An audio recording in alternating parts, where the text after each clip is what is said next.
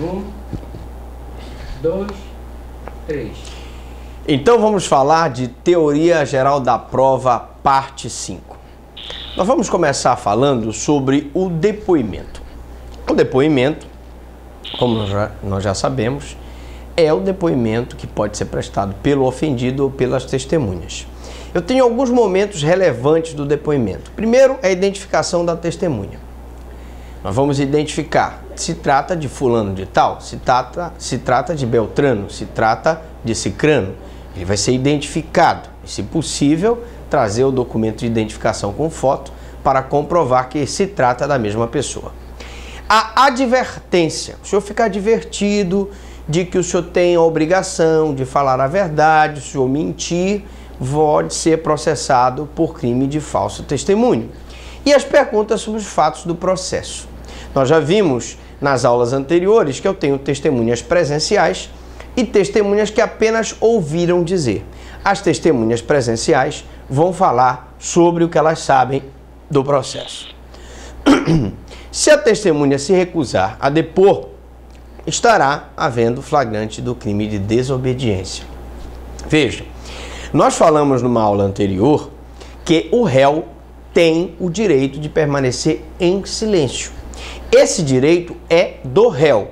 O juiz pode até fazer a condução coercitiva do réu para que ele compareça à audiência, mas não pode obrigá-lo a falar. Já a testemunha é diferente. A testemunha tem obrigação de depor. E se ela não depor, nós estaremos diante da prática de um crime de desobediência.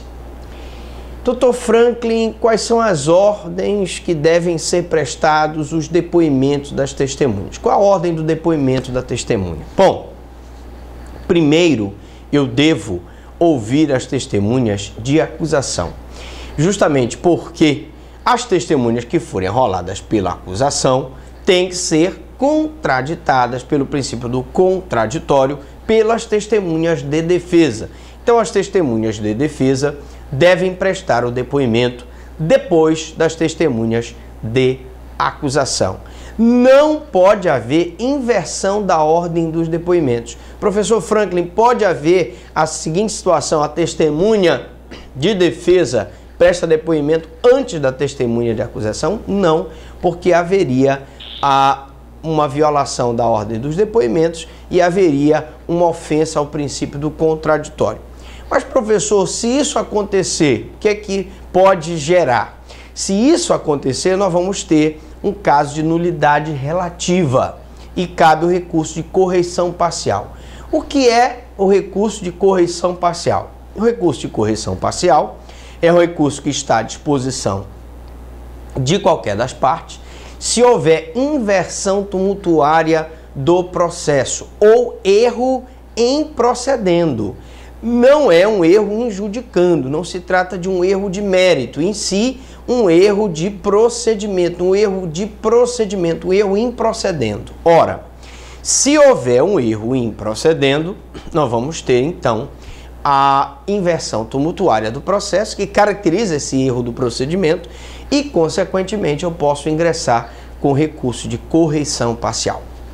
O juiz é passível de correição parcial por ter invertido a ordem dos depoimentos, pois estará tumultuando o processo se ouvir primeiro as testemunhas de defesa e ouvir as de acusação.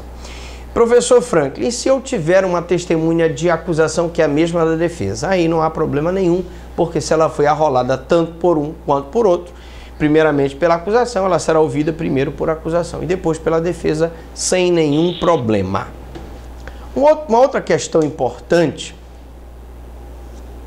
é o número de testemunhas no rito ordinário, no rito sumário, no rito sumaríssimo. Quantas testemunhas eu posso ouvir no rito ordinário? No rito ordinário, eu posso ouvir 8 testemunhas. Essas 8 testemunhas também eu tenho na primeira fase do tribunal do júri, que é a fase do juízo da acusação. Juízo da acusação, que é a primeira fase do júri, eu tenho 8 testemunhas de acusação. Rito ordinário eu também tenho 8 testemunhas. Professor Franklin, e no rito sumário? No rito sumário, no plenário do júri, que é a segunda fase do júri, chamada de juízo da causa, em que o réu é julgado perante os 7 jurados, eu vou ter então 5 testemunhas, tanto no rito sumário, quanto na segunda fase do júri, quanto no juizado especial criminal, que é aquele órgão que julga os crimes de menor potencial ofensivo, que são todos aqueles cuja pena máxima não é superior a 2 anos. Nesse caso, não será lavrado flagrante, não será arbitrada a fiança e será lavrado o TCO, termo circunstanciado de ocorrência. E nesse rito, não havendo composição civil, não havendo transação penal, será oferecida a denúncia oral e o rito segue nos juizados especiais, com a possibilidade do MP na denúncia oral arrolar 5 testemunhas e o acusado na resposta à acusação arrolar também 5 testemunhas. Portanto, o número de testemunhas é importante que a gente observe que o número de testemunhas diz respeito aos fatos imputados. Em se tratando de vários réus, podem ser ouvidas até 8 testemunhas para cada réu. Cada réu pode arrolar 8 testemunhas. Se eu estou falando em fatos que forem imputados a uma determinada pessoa, eu não posso, se eu tiver 8 réus, dividir 8 por cada réu, daria uma testemunha para cada um. Não. O processo penal é claro, serão 8 testemunhas para cada réu. Não são computadas, como nós já explicamos nas aulas passadas, como testemunhas para integrar o número máximo fixado por lei, o ofendido, que não é testemunha, ele é a vítima, o informante, que é aquele que presta informações, mas o seu depoimento não é imparcial, porque ele pode apresentar alguma situação que deixa a desejar a sua imparcialidade do depoimento, por exemplo, a mulher em relação ao marido, o pai em relação ao filho, a mãe em relação ao neto, etc., e ao filho, o avô em relação ao neto, etc. E a testemunha referida, que é aquela considerada testemunha do juízo. Quando nós já rolamos 8 testemunhas de acusação e 8 de defesa, eu não posso mais ouvir testemunha, e o juiz achar que deve ouvir mais alguma testemunha para esclarecer algum ponto relevante do processo, ele vai arrolar essa testemunha e essa testemunha será a testemunha do juízo. Portanto, não entra no cômputo legal de 8 para o limite de testemunhas. Momento do arrolamento dessas testemunhas. A acusação deve arrolar as testemunhas na peça de acusação, ou seja, o Ministério Público deve arrolar as testemunhas na denúncia e o querelante deve arrolar a testemunha na queixa. E a defesa? A defesa, ela será citada para apresentar a resposta à acusação, ou defesa preliminar. A defesa preliminar, ou resposta à acusação, substitui a antiga defesa prévia, que era feita 3 dias depois do interrogatório, quando o interrogatório era o primeiro ato processual de instrução. Hoje modificamos o sistema, é feita a denúncia, o acusado é citado para apresentar a defesa preliminar ou resposta à acusação no prazo de 10 dias a contar da citação. Bom, então ele deve arrolar essas testemunhas no prazo de 10 dias. Nós já vimos na aula anterior que ele não só pode arrolar testemunhas, como ele pode pedir a cariação, pode pedir a produção de provas, pode pedir a juntada de documentos, desde que ele o faça naquele prazo da resposta à acusação. Professor Franklin, se ele não fizer no prazo, aí nós vamos ter a preclusão, que é a perda do direito dele praticar aquele ato processual. Momento do arrolamento. O juiz pode ouvir testemunhas não arroladas, as quais são chamadas de testemunhas do juízo. Nós já dissemos que o único mecanismo que me permite ouvir mais testemunhas do que as 8 testemunhas que estão previstas no rito ordinário e na primeira fase do tribunal do júri é que essa testemunha seja ouvida como testemunha de juízo. Porque se a acusação já esgotou as 8 testemunhas e a defesa já esgotou as 8 testemunhas, nós infelizmente não poderemos fazer. Professor Franklin, eu posso ter a reinquirição? A reinquirição, ou seja, ouvir novamente a testemunha, é plenamente possível. plenamente possível a reinquirição de testemunha. E quando é feita a reinquirição? Quando há alguma contradição, se o juiz vê que é necessário fazer novamente a reinquirição daquela testemunha. Vamos lá agora falar sobre os incidentes possíveis e imagináveis que podem acontecer por ocasião do depoimento da testemunha. O primeiro incidente é a contraditar. Eu vou contraditar alguma testemunha quando eu achar que aquela testemunha ela não tem isenção de ânimo, ela não pode, portanto, prestar depoimento, né? No caso, a mãe em relação ao filho, o pai em relação ao filho, o avô em relação ao neto, a mulher em relação ao marido, etc.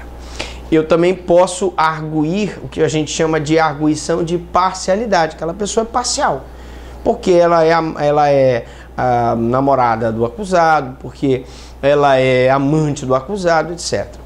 E também nós temos a retirada do réu da sala, quando o juiz perceber, por exemplo, que o réu está intimidando o depoimento da testemunha ou da vítima. Bom, a pergunta é, professor Franklin, o que é contraditar? Contraditar é impugnar, pretende-se excluir a testemunha e impedi-la de depor. Tá? Como é o procedimento?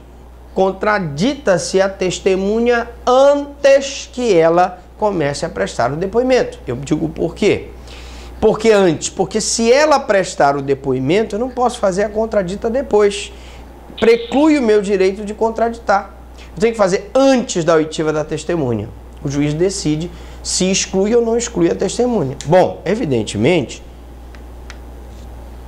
em se tratando de testemunha, como por exemplo a namorada ou a amásia do acusado, o juiz pode até não deferir a contradita, mas ouvi-la como informante. Portanto, o depoimento dela é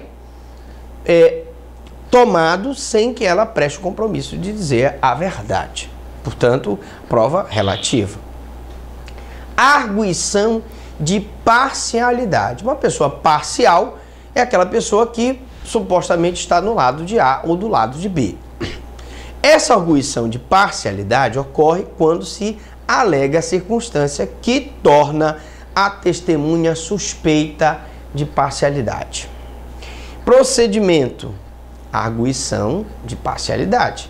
Quais as situações em que eu vou considerar aquela testemunha suspeita de parcialidade? Ora, por acaso ela é amiga íntima ou inimiga capital, credora, devedora, etc. Ela pode ter várias situações em que ela não tem isenção de ânimo para prestar aquele depoimento. E aí eu vou arguir a parcialidade. Vou arguir a parcialidade, a fazer a arguição de parcialidade antes do depoimento da testemunha. O juiz sempre ouvirá essa testemunha e sempre dará valor do seu testemunho, que, claro, o valor do testemunho é relativo. Em relação à retirada do réu da sala de audiência, essa retirada vai ocorrer quando o réu, por atitude, ele pode, com um olhar, um gesto, intimidar, influenciando o ânimo da testemunha. Então a testemunha está ali, pode falar a verdade, mas se o réu estiver na sala, ela tem medo do réu, portanto ela não vai fazê-lo. Se o magistrado perceber que a presença do acusado, pela sua conduta, influi o espírito da testemunha, prejudicando a veracidade do seu depoimento, ele determinará que o acusado se retire, continuando a oitiva sem a presença do acusado, mas com a presença do seu defensor. Professor, então sai o acusado da sala e o defensor permanece? Sim. Tá certo? Então, evidentemente, que essa retirada pode ser percebida pelo juiz ou pelo órgão de acusação. O Ministério Público vai perceber que o acusado ali permanecendo vai influenciar o depoimento da testemunha. E atenção, é necessário constar na oitiva este fato e os motivos que levaram à retirada do réu. Ou seja, no termo de depoimento, oitiva da testemunha, nós vamos fazer constar que o réu se retirou da sala porque ele estava intimidando as testemunhas. Um assunto agora extremamente importante para você que vai fazer prova da OAB e concurso público. Extremamente importante. Que é o reconhecimento de pessoas e coisas. Reconhecer é identificar uma pessoa ou uma coisa. Você pode reconhecer aquela pessoa ou aquela coisa.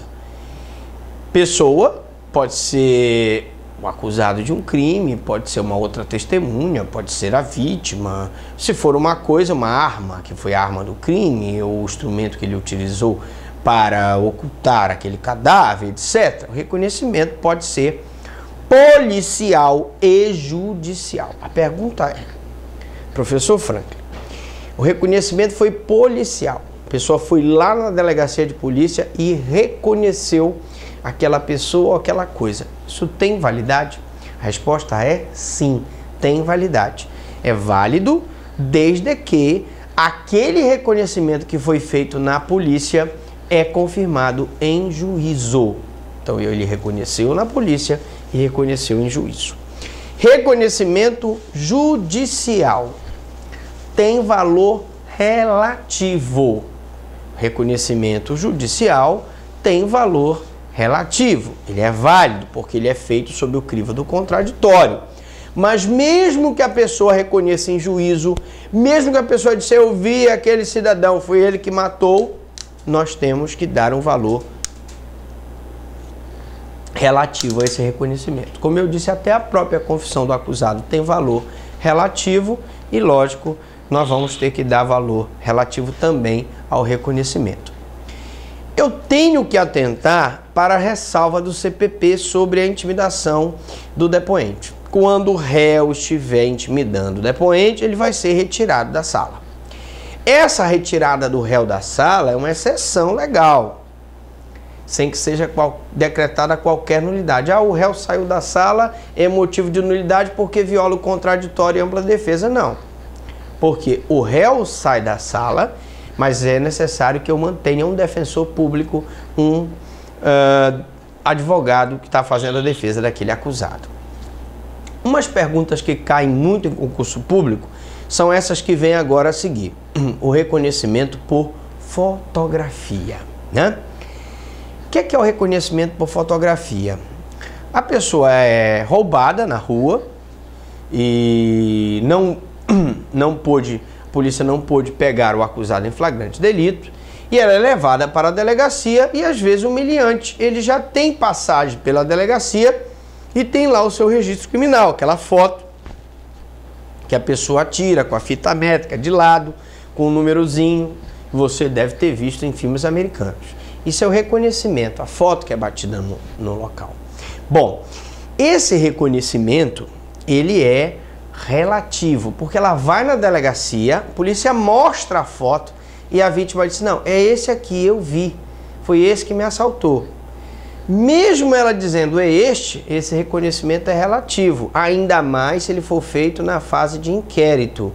Equivale a uma prova documental. Por quê, professor? Porque feito o reconhecimento da vítima através de fotografia, a polícia tem que registrar aquele reconhecimento por escrito. E aquilo vai ficar no inquérito policial, juntamente com a foto, se possível. Retrato falado. Preste atenção.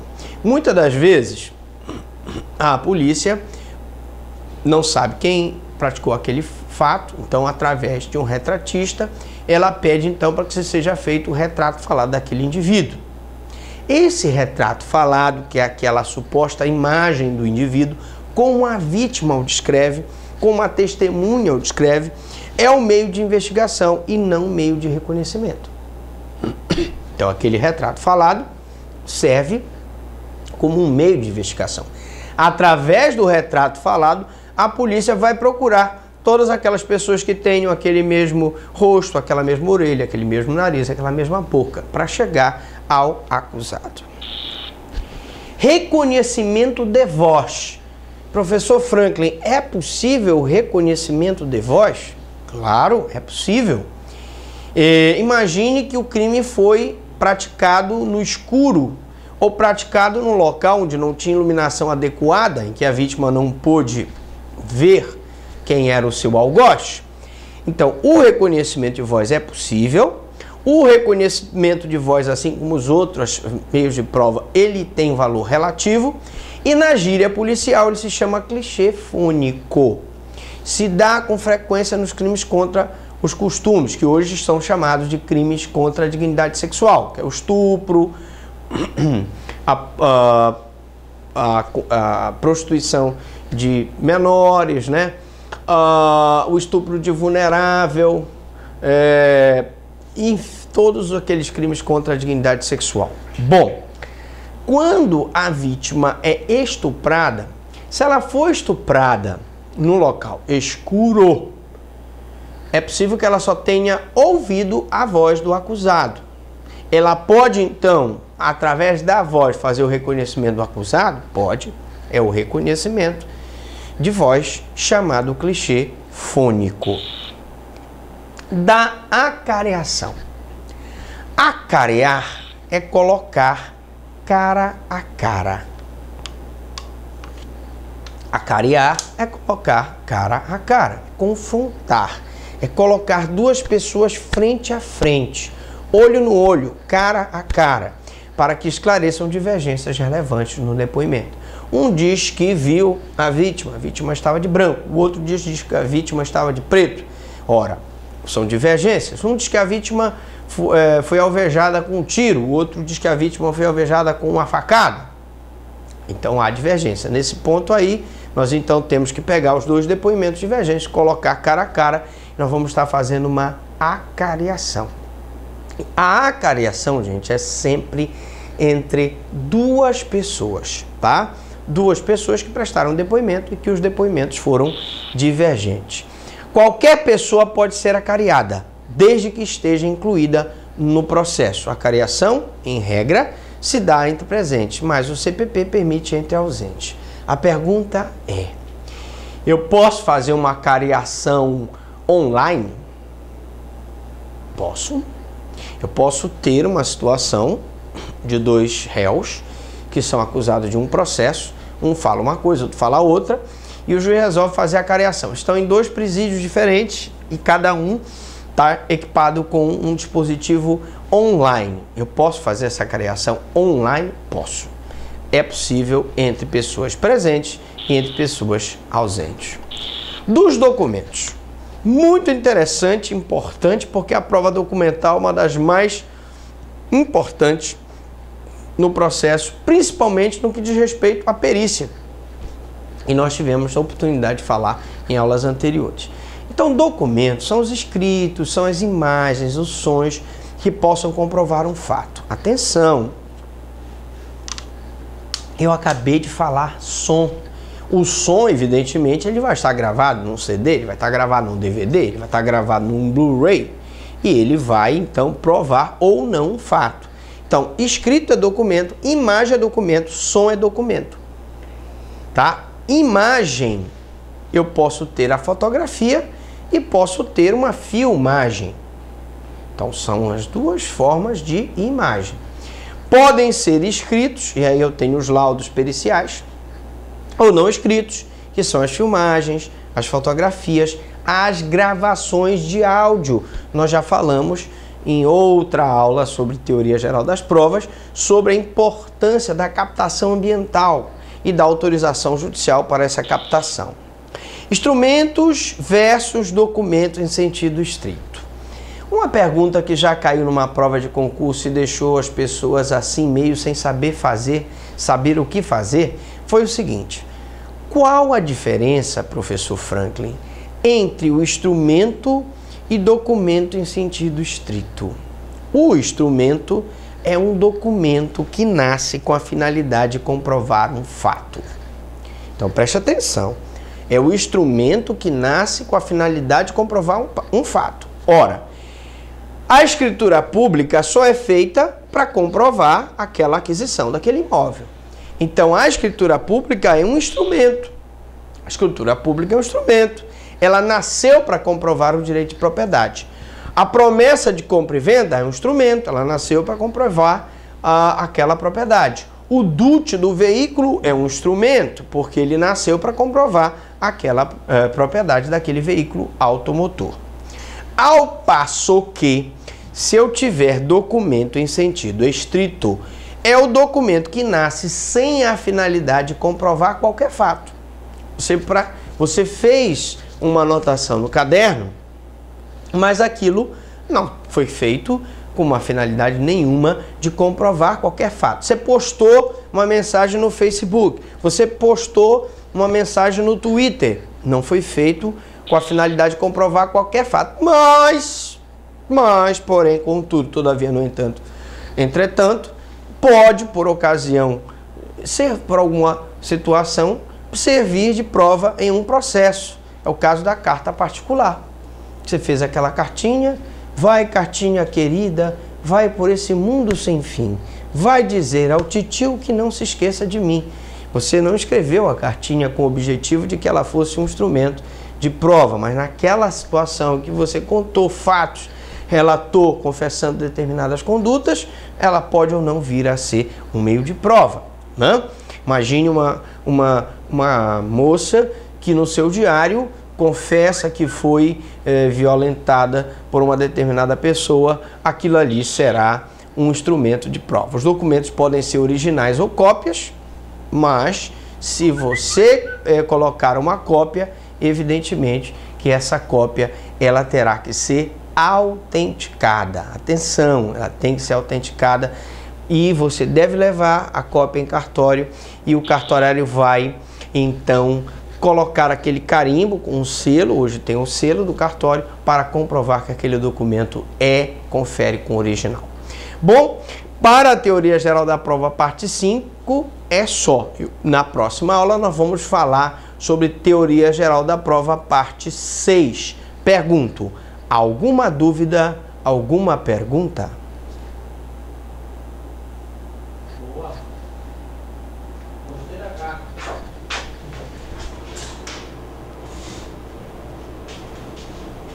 Aqui, né? Só apertar isso, Randy.